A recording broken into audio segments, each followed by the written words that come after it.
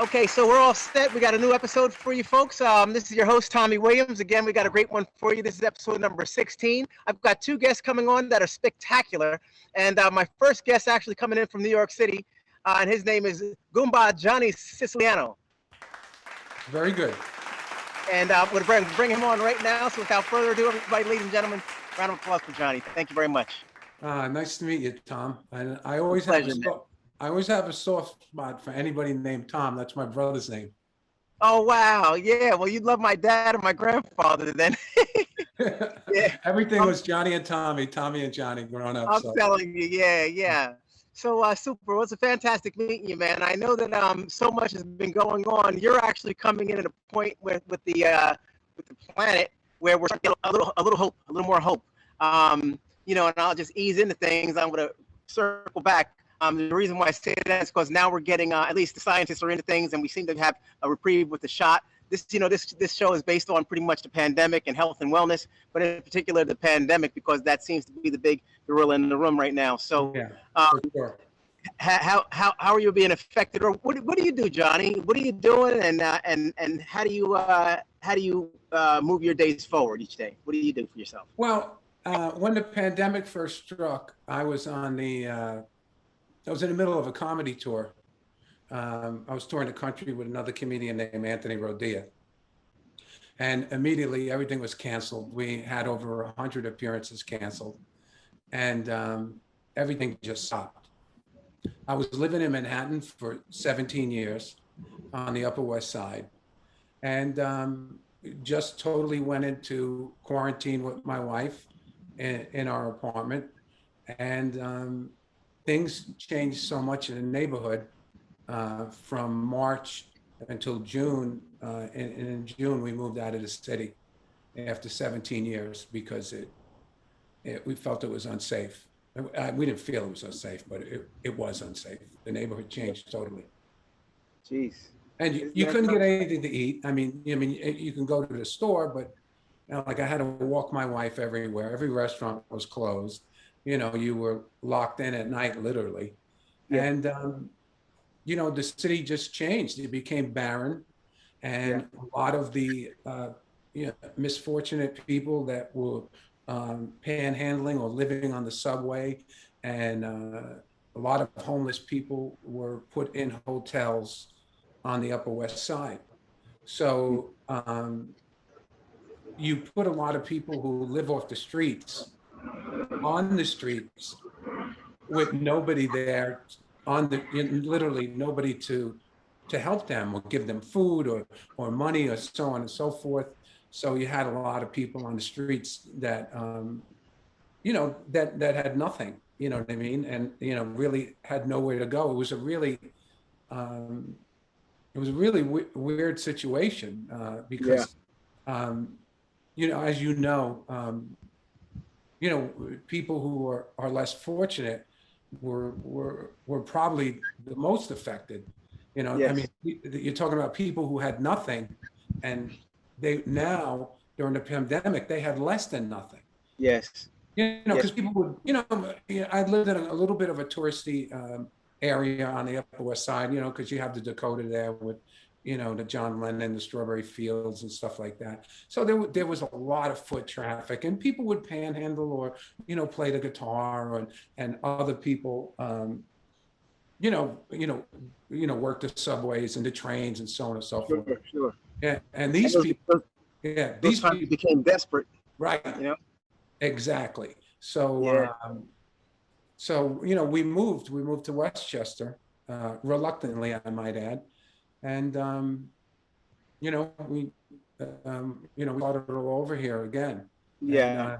And, and I have to say, it broke my heart. I love the city.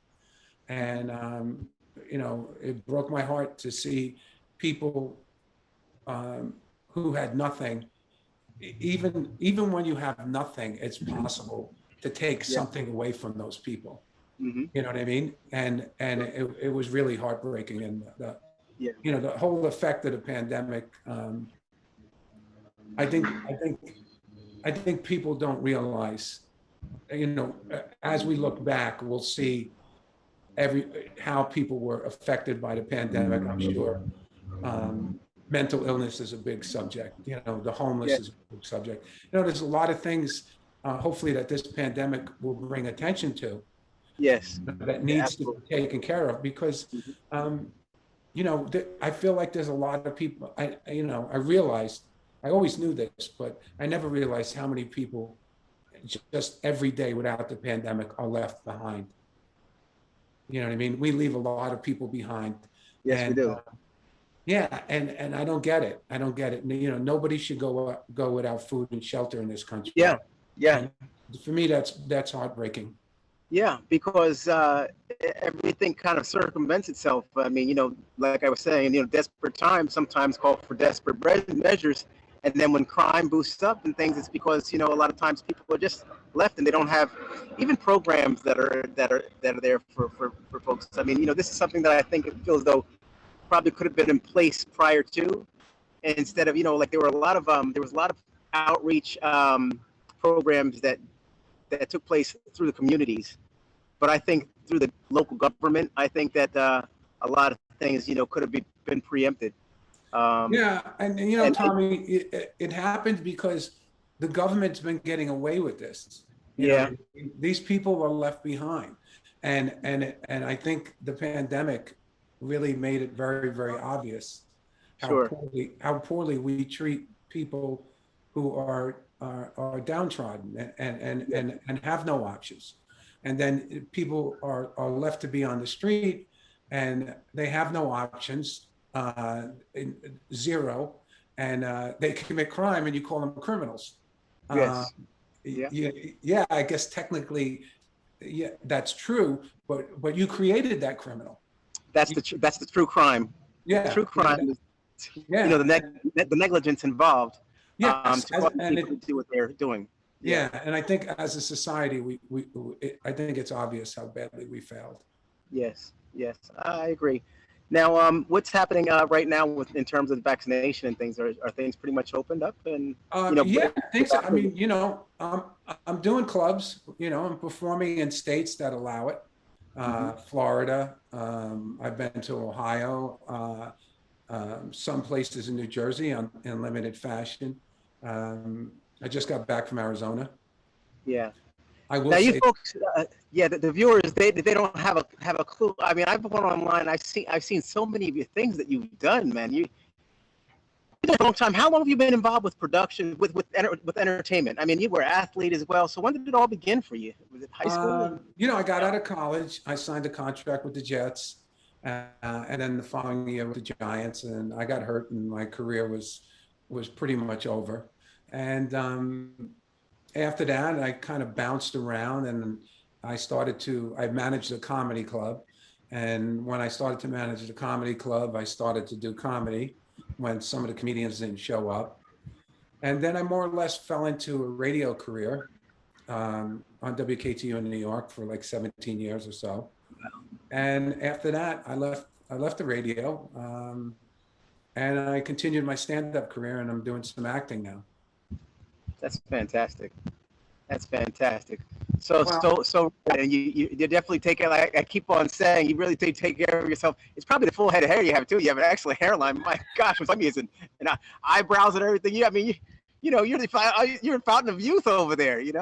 Like calling truancy on you. Get your ass to school, Tom. Yeah. I'm going to be 100% honest with you. I saw a friend in high school, and he goes, "My God," he goes, "you look great." So I said, "Thank you." He goes, "It's not a compliment." He goes, you were the wildest kid in high school. I can't believe you're alive." So I couldn't stop laughing. I said, "Look, I'm not going to apologize for my genetics. I got lucky. I just got lucky. My mother had a good egg. That's all I had. and my father got lucky too. That's good stuff, man. Yeah. So, and now in terms of the vaccine, have you gotten a shot, John? I have not gotten a shot. I'm waiting for the Johnson & Johnson shot. I want to get the one shot. Yeah. But I have been trying to get it. Are you feel for needles, or what's the story? You can one shot, with Johnson & Johnson. I knew that you had two shots with the other ones, but yeah, I want to get the one shot. you've been doing research, so you've been kind of Yes. looking at things, and yeah, good for you, man. Yeah, I mean, it's nice to have options, after all this waiting and things like that. It's good that we're having several vaccines coming up. A lot of people are saying, well, I want to get this one, I want to get that one, but you know what, it's nice to be able to choose. I got the Pfizer. I got one shot last Friday. I go for my next one next week. And So how do you feel? I feel great. There was a little fatigue, that afternoon. I swam, I've been doing my calisthenics. Nothing's been holding me back. I'm just so excited about getting it. My dad, he got the shot and things, during this whole pandemic. I think I told you. So, it's really, for me, my dad, he just turned 90, so I want to make sure I see him as much as possible. Around the time of the funeral, I was there. Nobody was really even thinking about, well, we were still masking up and stuff, but that was such an emotional time that we really didn't think of how frequently we were, or how much time we were spending together, or we were thinking about proximity. But I had some time. It happened during the holidays, and so I saw my dad so much. But now it's like the reality. Okay, he says, all right, well, there's still a pandemic. Don't want to spend that much time with you, Tommy. I got the shot. You need to get it. Meanwhile, I'm like, well, geez, you're 90. Tomorrow's not promised. Let me hurry up and try to get this thing. Right. So I finally got the shot. Now that's why I kind of was doing my research as well, and it was Pfizer or Johnson & Johnson as well. Johnson & Johnson wasn't around at the time, and so then I was called for I got the notification, so I said, well, I'll just do the Pfizer.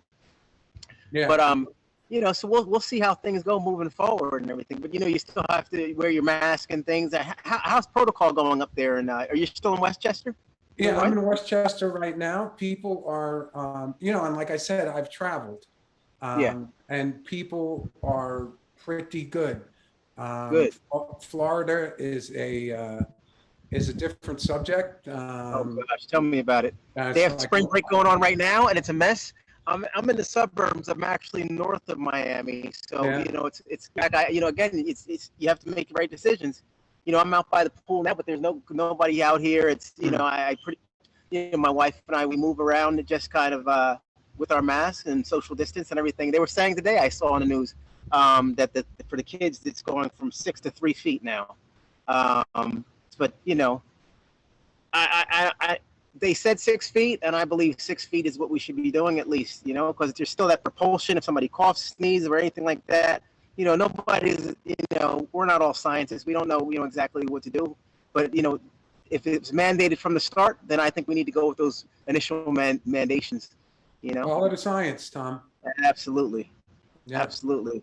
So you've been staying pretty busy with your gigs and stuff like that. I know you're taking a flight over the weekend. You're out of here? No, I'm actually driving. I'm going to Rhode Island. Oh, okay. I'm going to Rhode Island. We have a bunch of shows in Rhode Island at the Comedy Connection. Super. And, it's the clubs are limited. I mean, there's like this club maybe holds about 280 people, and they're only allowed to have 80 people a show.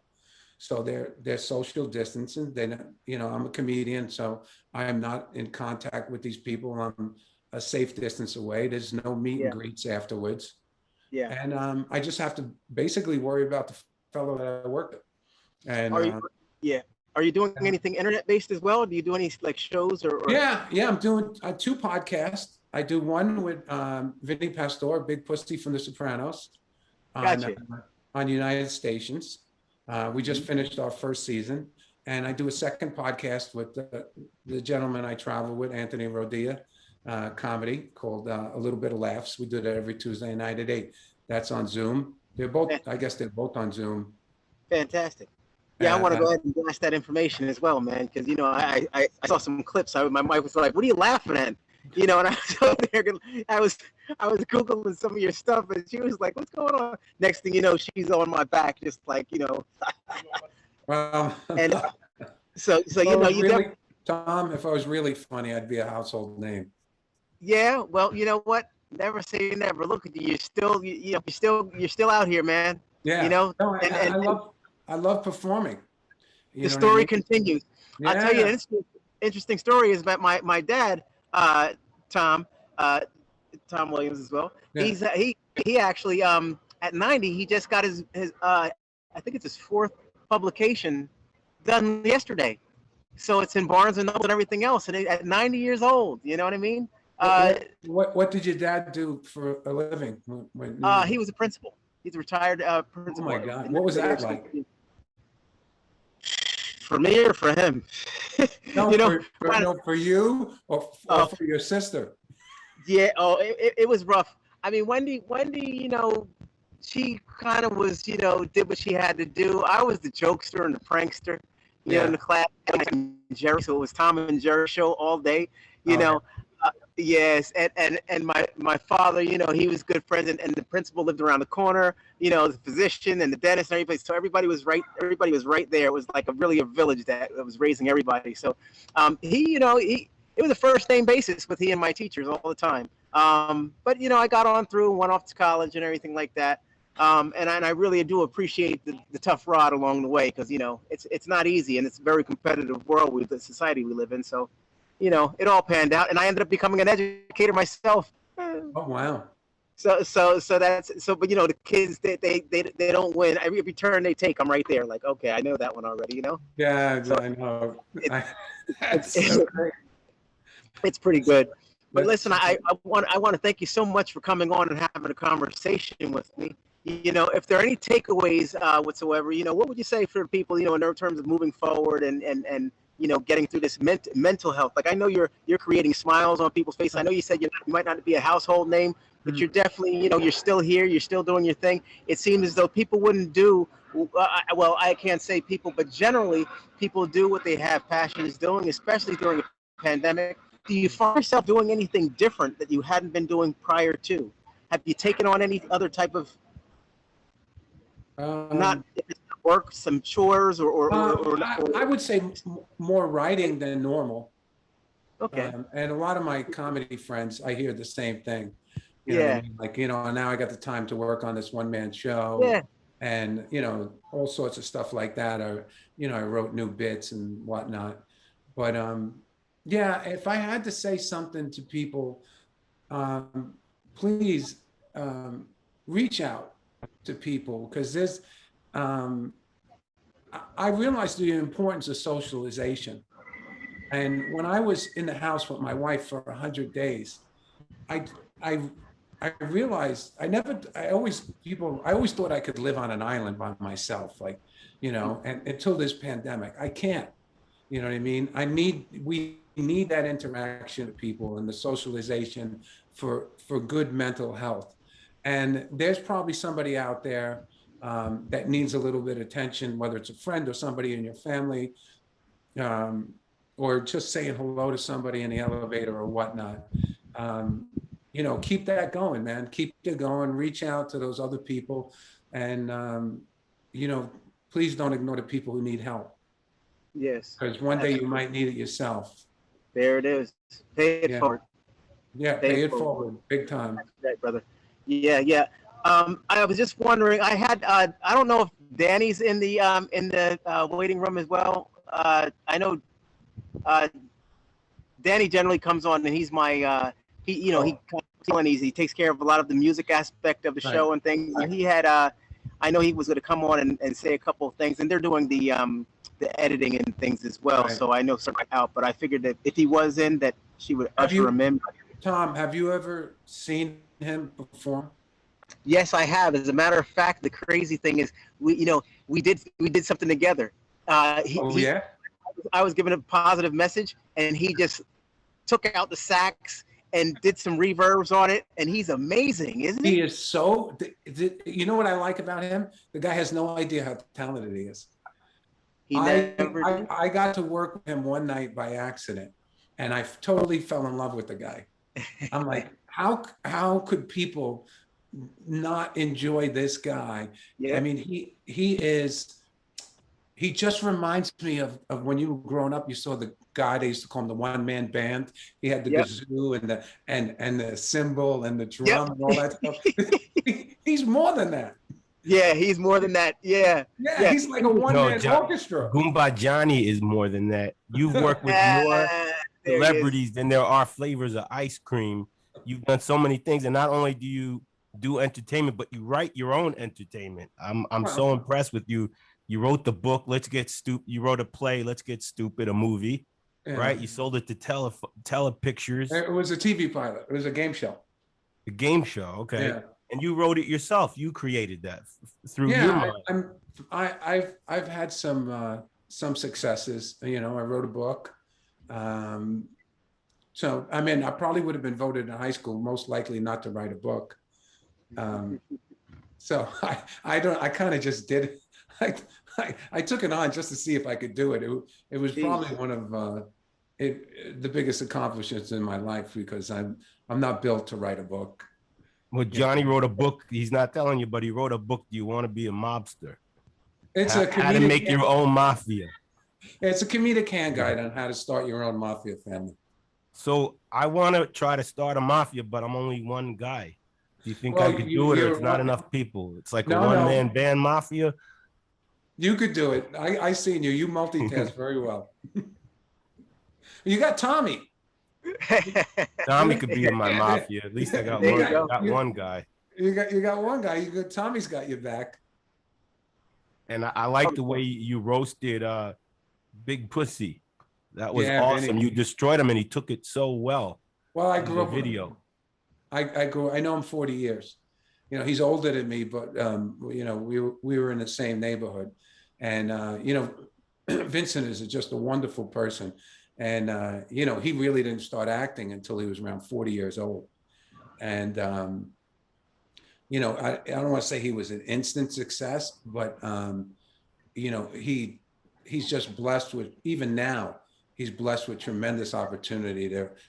He's 74, he'll be 75 in July, and he's constantly getting work because he's just one of a kind. There's nobody looks like that guy. You know, he's like an Italian caveman. Right, Tom? Right? Yeah, but he's a teddy bear. He never got mad. Oh yeah, he's so sweet. Yeah. You know, I have some pictures I found of you, and I was wondering if I could show you some of these pictures, and maybe you could tell us a little bit about the photos. As long as I have clothes on. Oh yeah, they're all clean, of course. What do you got? Hey, let me move my webcam over here. I was gonna do it with my phone, but I need a link to do it. I could probably do it with the phone. Maybe it's too complicated. I'll do it with this one. I'm gonna move it. He's always dressed so nicely. Yeah, Danny. You know, Danny and I are from the same neighborhoods. It's funny that you say, and so we've known each other, I guess, about 30 years. Yeah. 30 years. We have 3 athletes here. Johnny's an athlete. He played football for the Giants and for the Jets and the Giants. And Tommy is a Golden Gloves boxer. He taught me how to fight. And it came in very handy one day, a couple times. I'm gonna have to remember that. So what's this picture about? That is from a movie I did with Vinny, and the other actor is Tony Darrow. You might recognize him from Goodfellas. That's a movie called Made in Chinatown that was filmed in Philadelphia. And it was a comedy. It was a very bizarre comedy about a young Chinese boy who wants to join the Italian mafia. Nice. And it was pretty hilarious, I thought. It's probably available on DVD somewhere. But it's called Made in Chinatown. And I have to tell you, I got to stay in Philadelphia in 3 weeks. And let me tell you something, the food in Philly is great. Yeah, Bookbinders is awesome. I didn't experience it really until then, and I really enjoyed Philadelphia a lot. Yeah, it's a great town. Great. Yeah. How about this one? This is in Tommy's neck of the woods. Oh yeah, I was performing at Naples. Those are two friends of mine that I grew up with. That's Juan Guzman, who was president of the Elizabeth PBA in New Jersey. And, yeah, sure. That's my mother's town. I remember Juan Guzman. Yeah, and so my childhood friend Richie Gilberti. That was outside of a club. Very nice. That's funny. I haven't even seen that picture. What's the deal with the Boca Black box? Boca Black Box is a Perform there, comedy, right? little comedy theater that I perform with in Boca, Florida. Wow. Yeah. Those are the ones. Those are the ones. Okay. Those are the ones you picked? Those are the ones that. Oh no, there's another important one. There's another very important one. There's a lot of important ones, but I wanted to ask you about this. Wait, you can't see that. Okay. Now you see it. That's an important one. That your dad? My dad was a New York City police officer in Fort Apache, yeah. All right. He was highly decorated. My father was highly decorated. He was a real hero, yeah. I didn't turn out the way he wanted me to. Just like you, Tom. But yeah, 3 months. Hey man, I did the best I could. I feel like big pussy. I know what he felt like now. He's your man. We just met. My parents were trying to breed an accountant, but they got a sax player. What about this? That's Mariah Carey at KTU, yeah. From your KTU days. Yeah, I interviewed her quite a few times. And Johnny wrote for KTU. He wrote for Z100. He also wrote for another radio station out in Los Angeles, KIIS. Incredible man. So what's this shot? Is this a different occasion? That's Vinny, and that's a publicity shot for our podcast, Historic Media at United Stations, and that's me and Vinny. And in the middle is they call him Stevie Limo. He's been driving Vinny around for 20 years, and he's a great guy. Very nice. Thank you for sharing. Yeah, no, thank you for having me on, man. Tom, I want to get together with you guys for real. Absolutely. Yeah, I'm coming to Florida. I'll be at the Hard Rock on April 3rd, but I'm going to be in Boca. I'll let you guys know. And yeah, when you go to Hard Rock with my wife and I'll go out. If it's going to be for a show, we'll come out and support. Yeah, without a doubt. And sounds great. Hopefully Danny will be up and running again soon. Doing all those gigs that he does. And I can get to see him again too. Absolutely, we're going to keep Danny Amen relevant. to that. Amen to that. Axeman. Absolutely. Dude, well, I have to say this. I met a lot of people. I never met anybody like Danny. He is the coolest. I'm a big fan. Wow. Big fan. I told you that right from the first day I met you. And I'm like, dude, you are the shit. But you are the most real. You're not only talented and you write your own material, but you're the most down to earth, real, good person. Inside and out. You're good off the stage, just like you're great on the stage. You're great in both areas, on and off.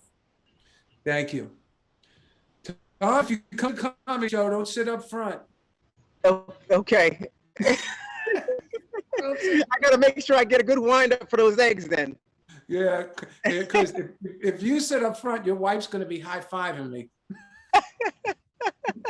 Oh, good one. Oh, wow. Okay, got you. Thank you for everything, man. Thanks a bunch for coming on, man. It's such short notice. It's been fantastic. You guys are the best, and you're doing something really positive, Tommy. Thank you so much. Appreciate that, Johnny. All right, I'll talk to you guys soon. Okay, take care. Bye-bye. God bless. Thank you, Johnny. Thank you. All right. Next, I have Chris Metz coming on, ladies and gentlemen. Again, this is episode number 16 right here. Episode number 16. We just had a fantastic guy. We had, Goumba Johnny Siciliano, and he really came with a lot of information. Quite talented. I had Danny Rock Malowitz coming in. D-Rock, he weighed in on some things. He brought in some footage, it added a nice little twist and dynamic to the show. Danny is quite, and he's a jack of all trades. Look at that microphone. I got to get myself mic'd up like that, but I don't know how. Maybe I'll hang it from one of these palm trees or hanging from something out here. But, we'll make it happen. In the meantime, we got to go on with the rest of the show. Again, Chris Metz is my next guest. And I don't even want to let the beans out of the bag or the cat out of the bag. I just want to just welcome him aboard. So without further ado, ladies and gentlemen, let's get a big round of applause for Chris Metz. So tell us, what do you do? And we especially, first of all, Chris and I had gone to college together. We've known each other for many, many years. Very, very good friend of mine, and my wife's actually. And so it's a thrill having him on here. I would go into what he did and everything because I'm just frothing, just exciting. When my wife told me that you were coming on, man, I was really like, wow, this is fantastic. He came down to visit us prior to the pandemic, and we had an awesome time. Hadn't seen him in a little bit. Actually, last time I think I saw him was homecoming. But then, pandemic hit, and it's always nice to know. It's crazy because now when you speak with somebody after having gone through and having been interrupted with the pandemic, it's like a reunion. You really feel overwhelmed with excitement and joy to know somebody's doing well, they're here, and they're still upbeat. So it's just great having you on. And why don't you share with the viewers what you do, Chris? All right. Hey, Tommy, first of all, I want to thank you for having me on your show. I appreciate it. I got the text from Nita, your wife, this morning, saying, hey, can you do a podcast? Look, she had a fat finger or something. It said Tammy, which I thought was her cousin. I said, Tammy's got her own show too? It must run in the family, right? So on the way to work, I called her. She said, no, it's for Tommy. I said, okay. So Tommy, his wife, Renita, and myself, we're all from New Jersey. And the interesting thing is I went to college at Virginia State with Tommy. He was about 2 years ahead of me. And Renita was 2 years ahead of me in college. And then years go by, social media happens, and I'm like, wow, they're married. What are the odds? I knew both of them before they knew each other. So anyway, It's all good. But again, thank you for having me on the show. I really appreciate it. So my name is Chris Metz. I am a retired lieutenant colonel out of the United States Army. I did 25 years of serving my country. And I retired in October of 2019 and took a whole year and a half off. That wasn't the plan, but the pandemic played a part in that. And after 25 years, you realize that you do need to decompress because of the pressure that you're under, doing military service, being a leader. So I recently started back to work in January, and I said to myself, man, what was I thinking? I should have retired 5 years ago. Nobody told me civilian life was this easy. So, but it's all good. So anyway, but yeah, that's pretty much me. That's my background. So Tom, but however you want to guide this show, man. Sure. Absolutely. So, I'm telling you, man, because you were tired. It seemed like such a great time, to retire. You came down, you were nice and, relaxed and stuff. He's just an amazing fellow, always had a sensational demeanor. But, when a lot of times when people think about the military, you think sense of rigor and everything. But, Chris, and he did ROTC as well at Virginia State. Am I correct? That's correct. That's how you get commissioned after you graduate college. That's right. So his ROTC, and that's what he was doing. Always very charismatic, very down to earth, very responsible and diligent young fella, and turned into really a great person to lead these folks who protect us. I mean, you really had that's a big job. I don't really think people have a good understanding as to what you said, a lieutenant colonel. Yes, sir. So thank you for the accolades. Let's get one thing clear though. In college, maybe half or a quarter of the people knew me. Where Tommy, like you said, Tommy Williams, everybody knew him. So Tom was the man on campus. Mingo was the man. Tom Mingo. See, I don't want to. I thought that was classified, but okay. Because look, when I touched bases with Renita, I called you Mingo. She said Tommy. I said, oh yeah, well that's what they called him in college, right? Yeah. I said, all right, but yeah, Mingo was the man. They probably didn't even know Tommy Williams. No. Yeah. So I appreciate the accolades, but look, it was my honor to serve, and it was never the plan to do 25 years. It was, I was going to do 4 and get out and conquer corporate America, but it turned out I liked it, and as a result, now what I do is I work, which I enjoy. It's not as hard. You have and you don't. The career is pretty much over, but a bigger thing is I like to mentor young people. I've already done the journey. Tommy's done the journey, and I think we're at the age now where you have to start reaching back and helping others and guiding two-parent home family, or even sometimes just a one-parent home family. It may be so much on that parent that they're working and trying to support their kids. So, I think it's real important. As they used to say when we were growing up, it takes a village, right? So, yeah, you try to reach out and you try to help people. And it's been especially difficult during the pandemic. Living in the Northern Virginia, DC, Maryland area, Nova, the pandemic has had a tremendous hit, just like across the world. But the difference in this area is that this is all pretty much government ran. So when there's ever a recession, this area doesn't feel it. But when the pandemic hit, lots of things had to cease and desist. And, I would say, so with the exception of the deaths of 500,000 Americans, and as well as the people that did catch the COVID, that was not good at all. Let's make that perfectly clear. That was bad time in the country, and we'll go down in history for that. But at the same time, there was some positive about it. People began to spend time with their families again. For the government workers in this area, if you've ever been to Nova, the Northern Virginia area, traffic is that's one of the major drawbacks. You leave late, it could cost you an hour or two. Yeah, right. Get caught up in those inner loops and outer loops. Forget about it. There, you know the deal.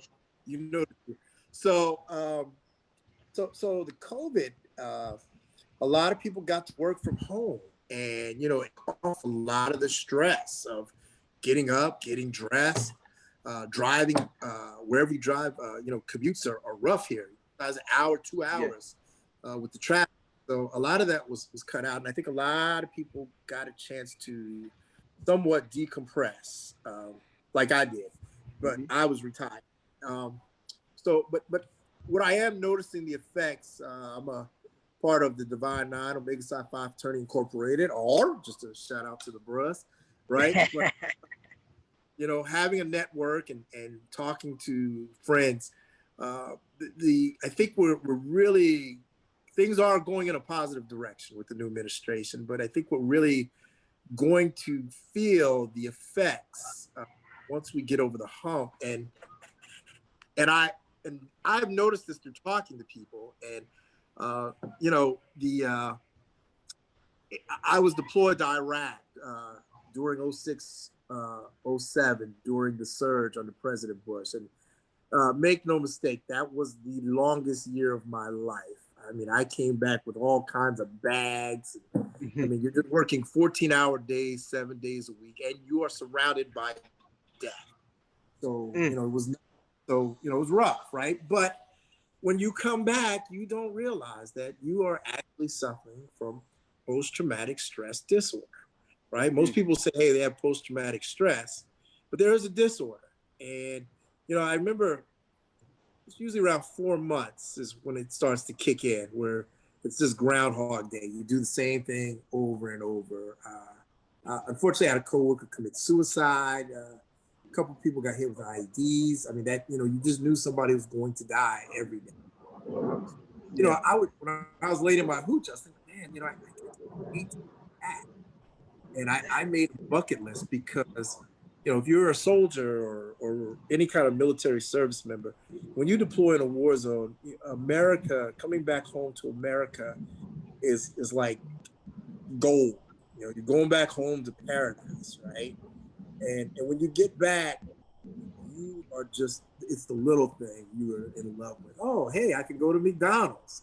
Hey, I can walk on the street and don't worry about an ID coming in and you have to get down so you don't get hit by any shrapnel. So I bring the story to say is the last year and a half, or last year, excuse me, we've all been quarantined. And, we've had a few freedoms. You could go to CVS, the grocery stores, but there are a lot of things that have been taken away from us. And what I've noticed is that this is just my belief, and I'm not a doctor, but some of the people I've talked to, I feel are suffering from PTSD, because they've been quarantined, and you have the single parents with children.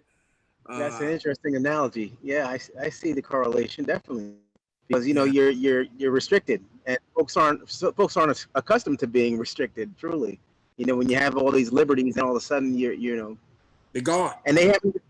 Yeah, they're gone, and you know what? They really the framework to keep these restrictions imposed haven't really been imposed, to the utmost.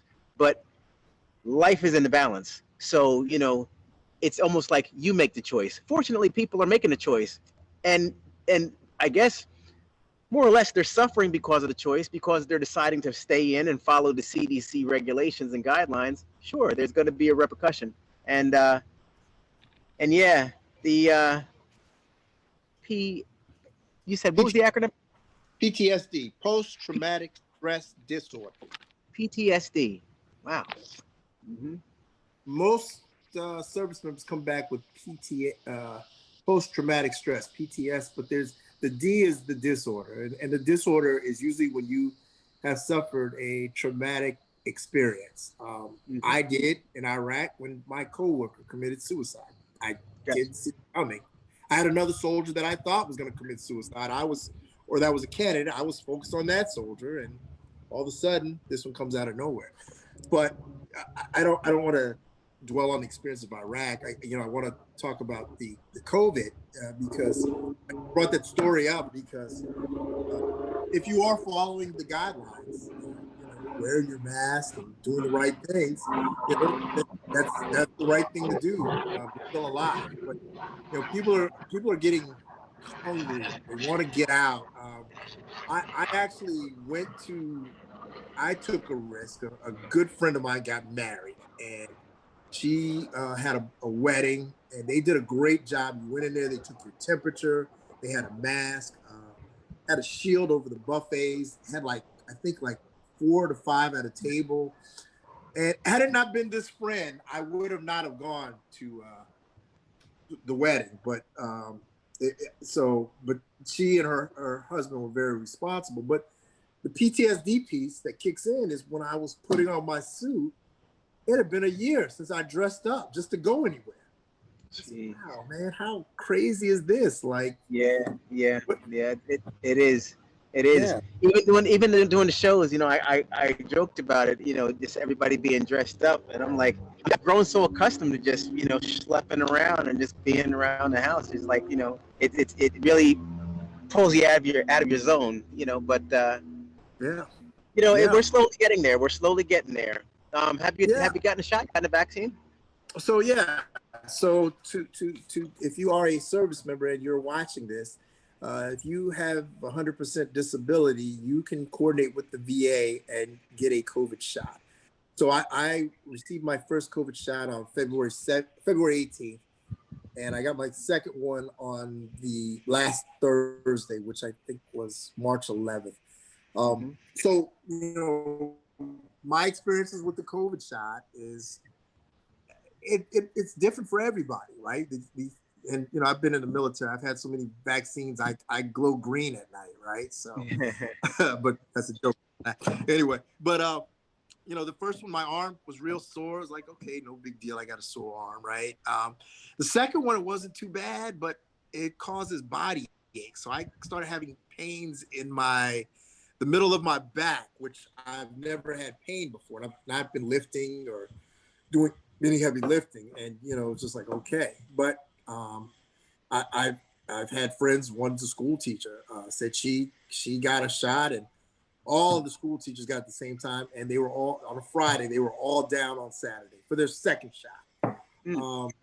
One older gentleman, Virginia State graduate, he got his shot, and he's probably about 15 years older than us, Tommy, but he got his shot, and he had to go to the emergency room. Jeez. But he's okay.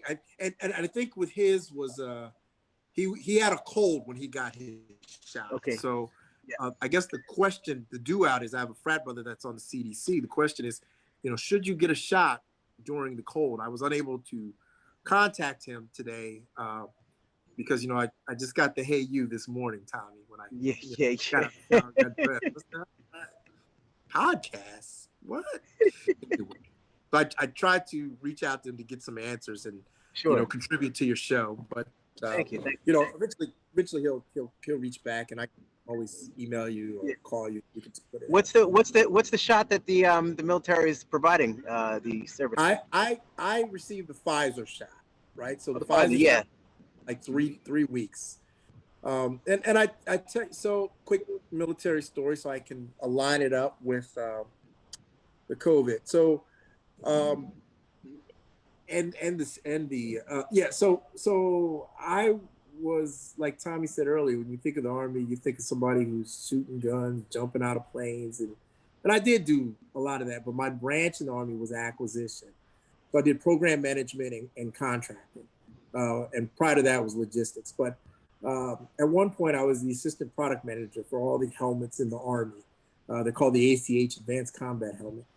And what we did is we would purchase the helmets from a vendor, a batch of helmets, and then we would send them up to for ballistic testing, and shoot up all the helmets. And there were certain pieces on the helmet that got hit, and we had to test if they could withstand the ballistic testing. If they passed, we purchased a bulk of helmets and issued them out to the Army, to the soldiers. If they didn't pass, we sent the vendor back and said, hey, something is wrong with the residue in this helmet. It needs retesting. But the reason I bring that up is because the ballistic testing provided a confidence level for us. So when we shot up those helmets, it said, hey, we have confidence that these helmets will save soldiers' lives. And then we purchased it and issued them to the soldiers. So I bring that up because it's just like the COVID shot. You're seeing on the news what they're saying, the things you can do now with the COVID. And I look at that as kind of like the ballistic testing on the helmets. There's a certain confidence that you have now that I've got 2 vaccines in my arm. I feel a little bit safer. And make no mistake, if you watch the news, the COVID shot, it will not stop you from getting the COVID. But if you do, your immune system has a better chance of fighting off what's going to hit you with the COVID, with the symptoms that come with the COVID. So there's a confidence test or not a test, but it's a confidence that it builds in you. And it's also going to have to go back to when we do start to come out of all this, will you be confident enough to not wear your mask, right? Be able to be close to somebody more than 6 feet, 6 feet. It's a confidence, and people, even when I went to the wedding back in December, I wasn't all that confident. I didn't have a shot, but anyway, so yeah. Go ahead, Tom. Let me kick it. That's something, man. I mean, it's several things. I mean, geez, wow, ballistics tests for helmets. I mean, there's so many jobs and things out there with regard to the military. I mean, that's heavy. I mean, that's I didn't know what exactly you did, man, but that's interesting, and because.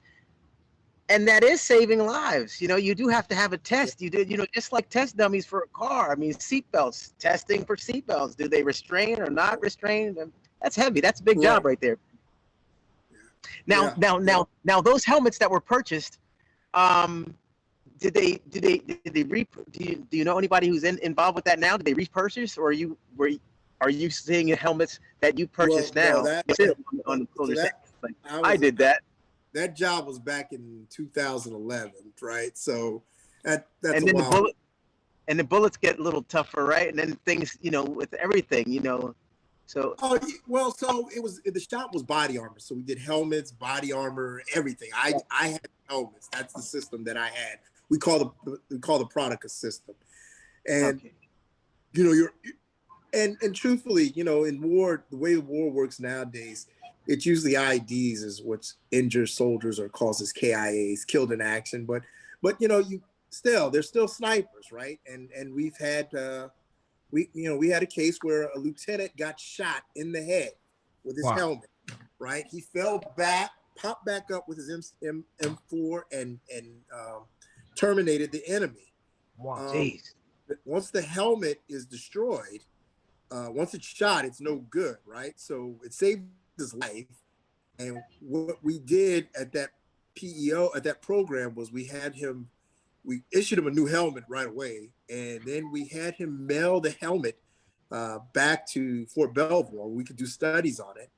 And then when the soldier redeployed, we had a ceremony with the general. We had the helmet on a plaque, if you will, and presented it to him and his family. So there's a lot of good news stories. And Sure. when you're doing those kind of jobs and you know that you're saving soldiers' lives. Look, this is just not to get on. Oh, hey, look at me, look what I did. But one of the last jobs I had in the Army, I was a product manager for a new vehicle that we were putting in. It is the AMP-V, Armored Multi-Purpose Vehicle, which is replacing the M113, which had been around since the Vietnam. And it's a troop carrying vehicle. So I took the program. We awarded the program to the vendor, and I took it to the design phase. That was 2013 to 2016. But all in my mind was, and we were scheduled to field the vehicle in 2020. So I think they just started fielding last year, but it took about 6 or 7 years to get there. But during those 3 years, I was in Detroit when we were designing that vehicle. All I could think of is, look, we're trying to save the lives of some kids that are in kindergarten right now. Or fourth or fifth grade, because by the time the product is ready to go, guys like me will be retired, and young kids that will be wearing the uniforms. So it's a very rewarding experience to be able to work in a field in the Army where your goal was to save lives. Wow. So, Hey, I really appreciate what you did. That you served in the Army, Lieutenant Christopher Sir. I really appreciate everything that you've done for me and our country. And my Tommy was my best friend in high school, and I had another best friend, Alan D. Sherman, and he got blown up by an IUD in a Humvee. His name was Sergeant Alan D. Sherman. He was a Marine, and I just remember you said the year 2007, sir, and that. There was a surge in American troops that year to Iraq. That was like the second, was that the second war, maybe second Iraq war? Oh, The first was the Gulf War. Yeah.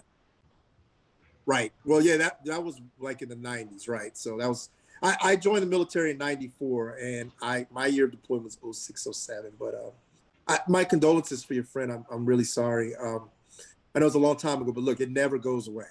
It never goes away to know that their life ended in such an awful way. But but it was please just call me Chris. I'm retired now, but I served and I enjoyed every minute of it.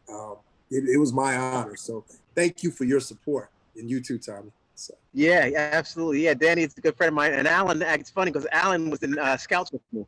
Alan D. Sherman, he certainly was in Boy Scouts, and he was he was on that track. Just similar to yourself, early on, and you could tell that he had it. That's something in their blood, and he just it really, I really do hold a big admiration to the service men and women. I'll tell you, you all doing a fantastic job and did a fantastic job. Greatly appreciate what you did. I could talk all day. I really want to talk about the pandemic, but hearing the stories, I thought I was a great storyteller or person captivating with my old sailing stories and stuff like that, being out on the water in the high seas. Let me tell it, but you really did it, man. Well, thank you, but hey, thank you for your support. Look, and what's your best friend's name? Danny. Danny. Yeah, Danny. Now I gotta write down my notes. If you best friends with Tommy, I know something's wrong with you. He was my mentor back then. He was one grade ahead of me. Look, He was my mentor, figure, big brother figure. it's all good, man. Yeah, it's look, all good. There's friends. That's the bottom for anything, season for everything. Yeah, that's the bottom of my fraternity. Friendship is essential to the soul. You need friends; they're important. So that's right. That's right. So so now with regard to so people are getting vaccinated. Schools, are they open back up, or are they closed for the rest of the school year? Or how are they moving the education? They're starting to open back up. The teacher friends that I know, they're teaching, and then they're so we'll talk about the effect. Do I have time, or am I good? Yeah, sure, absolutely. That's right. You're gonna edit this. That's right. So the way we operate. So teachers, for instance, they are in this area. They're starting to go back to school, but they're also on a Zoom podcast, such as we are. Some of them have 7 or 8 kids. Some 10. It depends, right? Because I don't have kids, but if I did, your kids are your goal, right? You don't want to. That's something you don't want to risk. Yes. I think one of the things Renita said, how did it affect the Army? A lot of training got held up. I know for the lower enlisted soldiers, they didn't do physical training, which is called PT. They would make runs to the dining facility, like usually 5 soldiers, and bring the food back because they had to stay quarantined when it first hit. We have what's called PT tests, physical training tests every 6 months. You've got to do a certain amount of push-ups, sit-ups, and run 2 miles. Something I don't miss since I've been retired, right? So, yeah, I could the push-ups and the run or the push-ups and the sit-ups I can max, but once you start getting over 40-something, that run becomes a beast, right? So, don't miss that. But so right now, because of the COVID, and this is not classified information, it's unclassified, so I can talk about it. The PT tests, I think right now, the last PT test most soldiers took was in 2019, and you're good until 2022. So, there's had to been a lot of adjustments. Like football, you've got to call an audible, right? Life goes on, and you have to keep living. But we've had to, as Americans, we've had to make some real adjustments. And yes, that analogy of being in Iraq and coming home, all that year in Iraq, all I could think was, man, I can't wait till I get home. I'm gonna do this, I'm gonna do that. But now that we have this in America, there's like, hey, this is paradise. Like, where do you go? There is nowhere to go. Yeah. Right. You got to wait till it's over. Period. Yeah. So, well, in terms of booking, in terms of traveling and things like that, do you find yourself, homecoming's been, we know what homecoming's been. You're still planning, but we don't know until the next ones. But have you been planning any trips or family reunions, or how's that been moving? You've been on the internet? Well, no, but I think an interesting, I think one of the things I've always felt like it's important to listen, right? And so I've been home to Jersey to see my parents, right, who are in 77, 78. Right? They're in great shape to be the 70s, but as you know, Tommy, any day when you get parents that age, and something can happen, right? So I've been home a couple times to see them, but my mother said something really interesting, and I had not thought about it, right? So during the pandemic, my mother has 3 children. So I have 2 nephews and a niece, and the oldest nephew is a senior in college. The niece is a sophomore, and my youngest nephew is a freshman. But since the pandemic came, the youngest nephew missed the second half of 8th, missed most of this freshman year. The niece missed the second half of freshman year, and you know they've been doing Zoom in her college. And the same with my oldest nephew, who's a senior. All right. So Tommy and Danny, you guys remember junior high and college and high school. Those are important parts of your stay with you forever. Absolutely. Right? Absolutely. Right. So they've missed that part and they can't get it back, right? As we're, Danny, Tommy, and myself, we're all around the same age. I like, hey man, I didn't work for a year, right? Tommy, I guess to you and Danny, I'm not really sure what you guys did last year, but it's just adult life, right? Years just pile on, right? So then let me shift gears into my parents. My mother, and she's the one that brought this in the perspective to me, is that they're in the twilight of their lives. This is eating up the remainder of what's left of their lives. It's harder on them, on the younger people. Yeah. Yes. But I'm still studying today. I'm still learning. Yeah. So, I'm studying real estate it affects us all different. Good deal. So, so Tommy, again, my condolences. I know you lost your mother.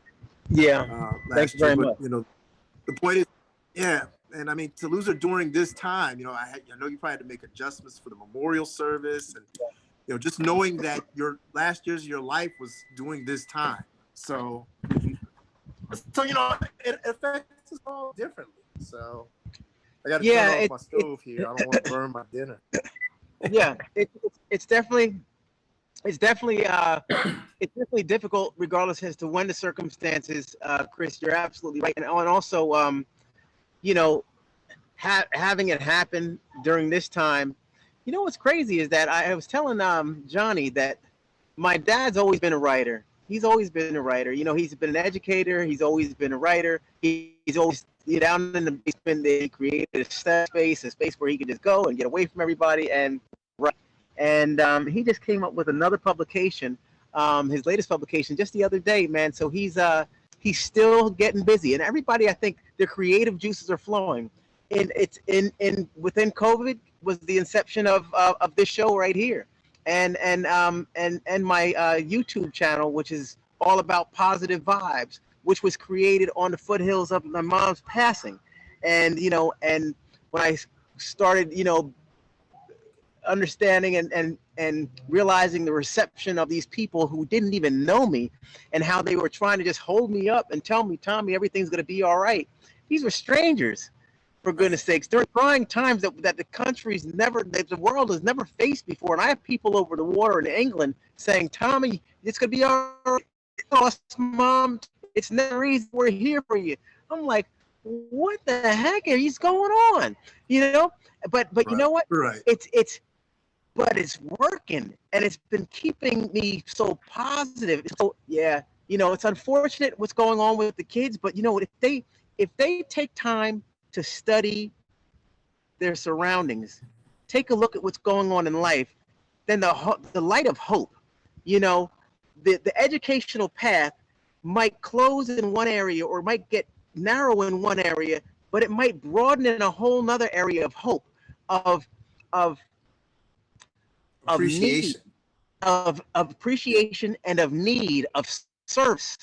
People who are visionaries might see the need to come up with services created for those people. And Johnny was just on a little while ago talking about the people who can't take care of themselves.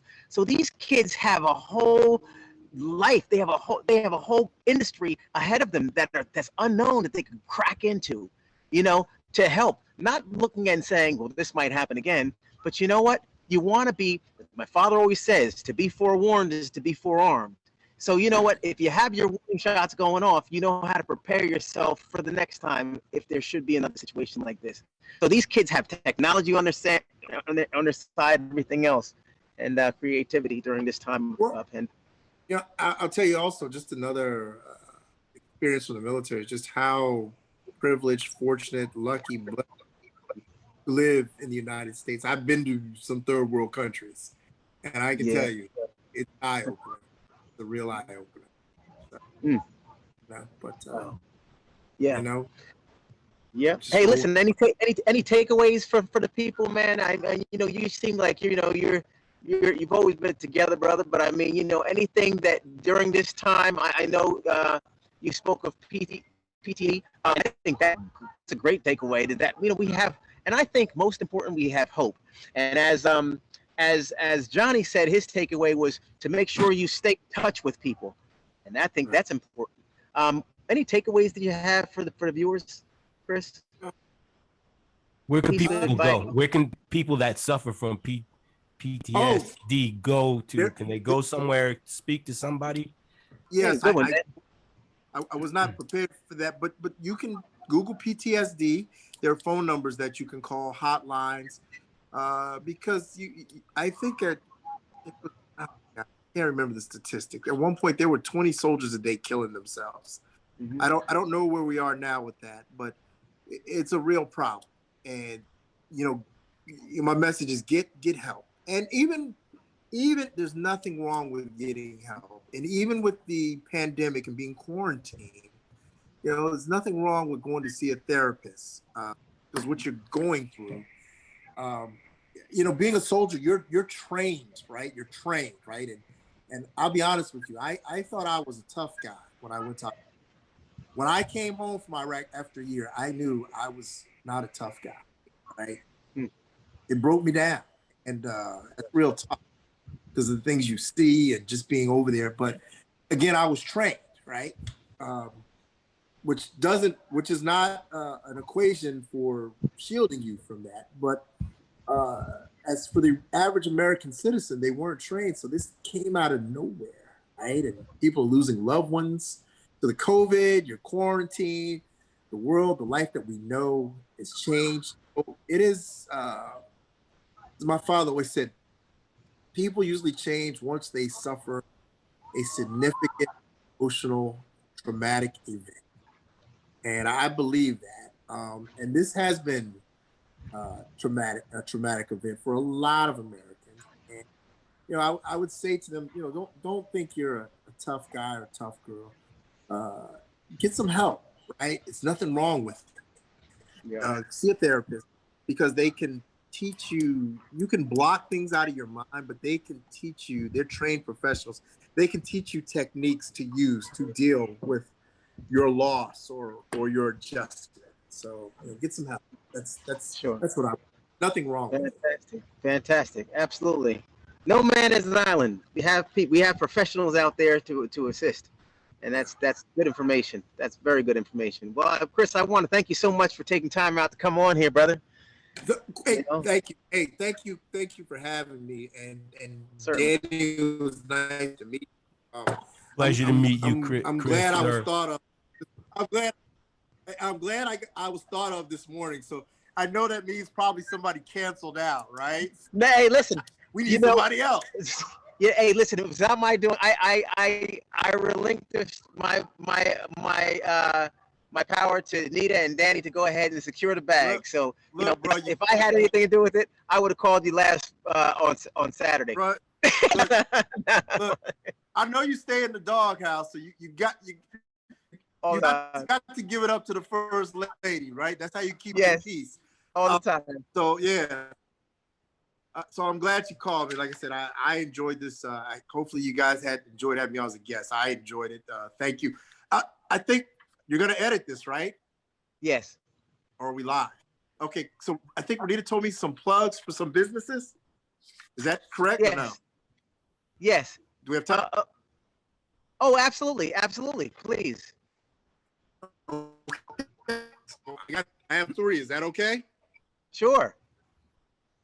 I can read them. All right. So it's tax season, right? There's a tax season. If you need your taxes done, there is contact your friends at Marquios Accounting and Tax Services. I've used them for the last 3 years. I've gotten money back every year, and I've not gone to jail. So give them a call. They do taxes all over the world. There's a girl right now that she's in, I think, Riyadh or something, and they're going to do hers. Marquios Accounting, 540-288-9260. And you can visit them on the website. Mike Alpha Rome. I'm just kidding. That's the military. KIOS Accounting and Tax Services. Ship.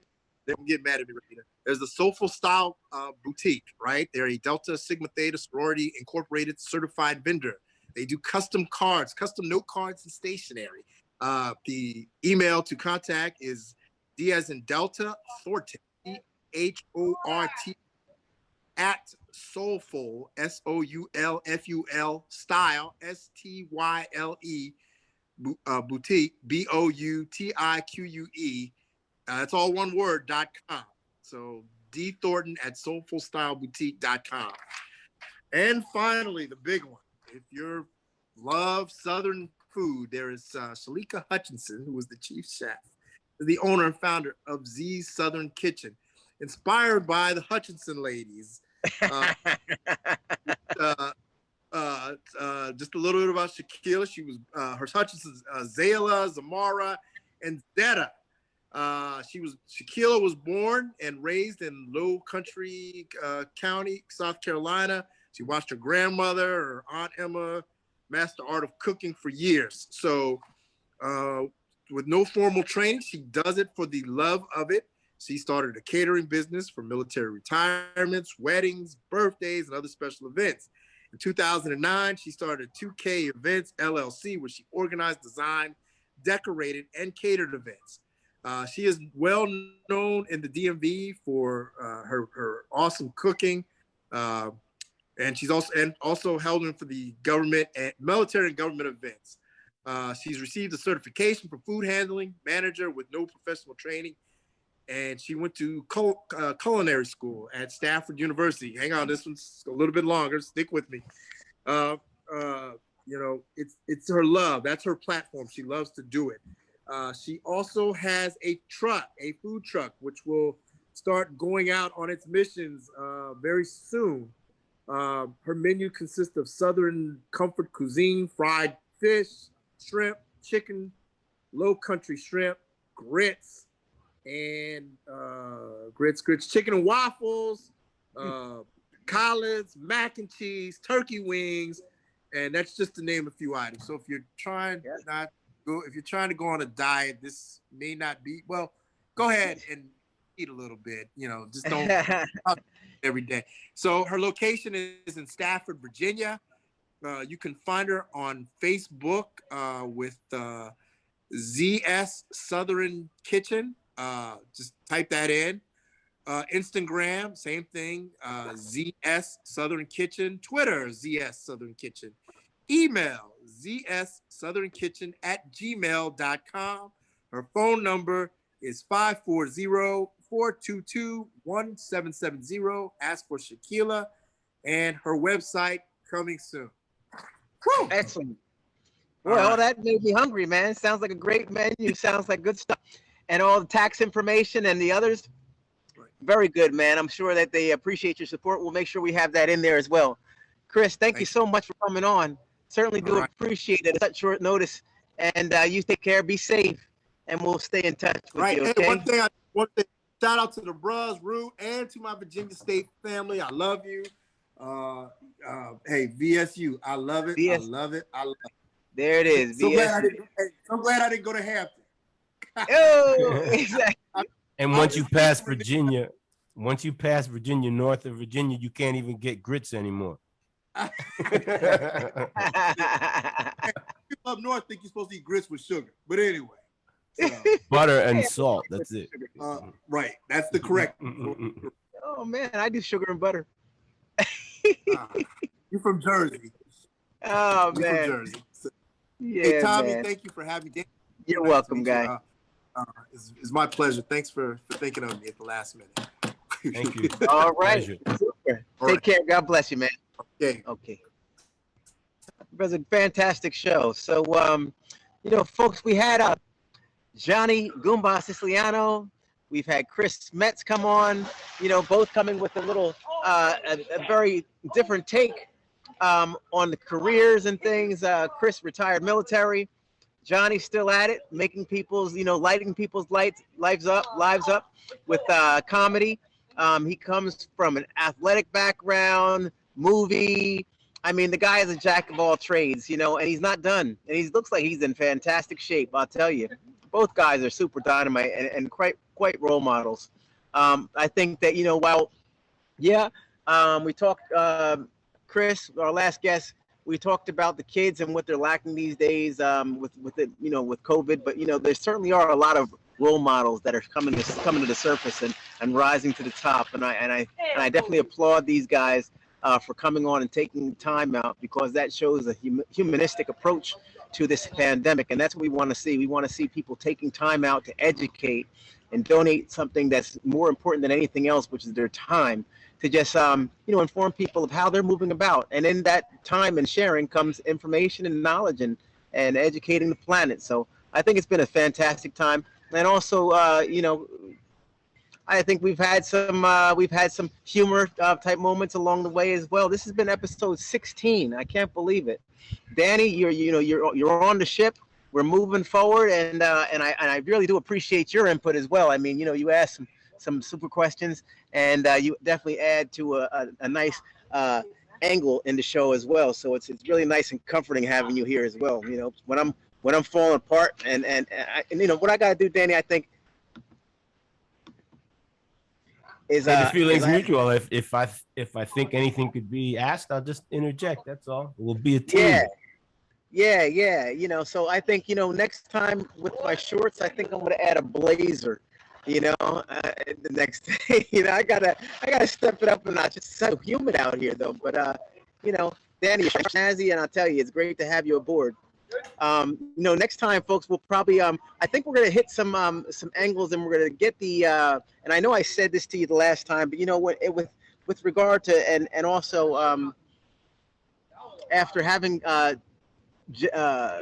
Chris on and talking about PTSD, it's very important that we stay connected to the mind and the mental of the going through this pandemic, because this pandemic could definitely play some tricks and cause some reactions to what's going on through this whole thing. Like you said, we're civilians. Most of the people here, we're civilians, and we haven't been thrust into this whole thing with a military background of what it's like to have to offset our lives so abruptly. So I mean, and it does take sometimes a professional approach to gather some understanding while we're going through it. So I think the next time we meet, we're gonna try to set up for another psychologist or a mental health specialist to come on and give us some more takeaways and things. But we're not out of the woods yet, folks. Please make sure you follow the CDC guidelines and stay masked up. My wife and I, we got the shot. Yeah, we're moving along with it. Danny's been moving along, and he's actually feeling pretty good now, and everything is moving up and running. Danny, you want to share anything with regard to how you're feeling and everything? Yeah, this is the first time I'm actually saying it on air. I had it, so I've been through it. It's not all that bad. Okay, it's not all that bad. I had the Rona, the COVID-19. It's the first few days, it's headache and weakness, and then all the rest of the days are just feeling cold. But I felt pretty decent after the first week, and then it just came in spurts. But it's not too bad. It doesn't kill everybody. It kills a certain percentage, and that percentage is small. And yeah, I'm feeling good. If in the best case, I have the antibodies. In the worst case, I have the antibodies built up. Yeah, you're good to go in terms of what scientists say in the medical field. That you should be all right for a little bit. It's interesting because when Danny came on, he was wearing a mask and things, but I'm telling you folks, nobody's free from this thing. Nobody's excused. Nobody gets a pass from this. And like Danny said, his case was a case where his symptoms weren't so severe, but there are cases out there which could be more severe. And if you have pre-existing conditions, of course, it makes you a little bit more susceptible to those more severe symptoms on the higher end of the spectrum. But health isn't something you want to play around with. We're not promised tomorrow. We want to make sure we don't. And then also there's long haulers. I mean, there's so many components and so many moving parts to this whole situation. One of my first guests on Danny was a long hauler. And a long hauler is simply somebody who's gone through the symptoms and never rids himself of it. And I've reached out to the guest and she still has it. Wow. So it's a shame and it's a lot. And I'm going to reach out to some more long haulers and try to find out, folks, who, if you're viewing and when you view this episode, when you view the episodes, a lot of times I'm getting a lot of feedback, and I do appreciate that. So continue to service us as we try to service you all, and let us know if you're interested in coming on, if you know some talent, if you know some people who have a good story and can share and kind of educate the world as we watch this and make this happen. Greatly do appreciate it. Folks, this has been episode number 16. Without any further delay, I'm going to go ahead and conclude this show and thank everybody for coming on here from the Tommy Williams Show to your homes. I appreciate you coming on. Have a great evening. Now, glutathione is a big word, but it's the body's own master antioxidant.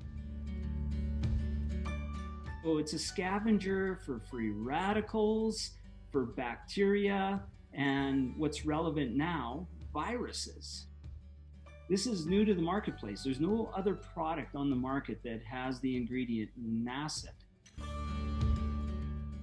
And basically NACET increases the production of that glutathione that is in our body already to strengthen and enhance our immune system and keep it strong. Elevated sense of well-being. Supports muscle strength and endurance. Cognitive function. Powerful liver support. Energy. Helps blood sugar regulation. Superior bioavailability of key ingredients.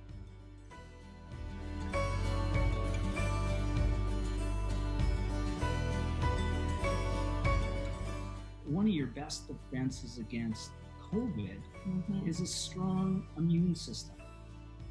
Taking GSH Plus as a daily supplement does all that. And now we have the product out on the market.